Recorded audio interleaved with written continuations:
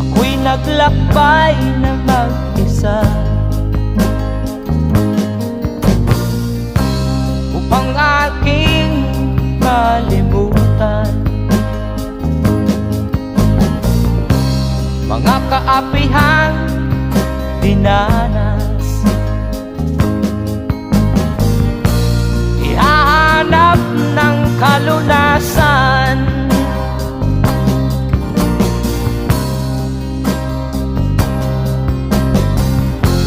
kami hinamak ng lubusan,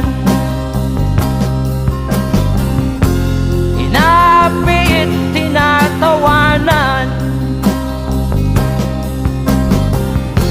kami itinuring na basahan. Sila ba'y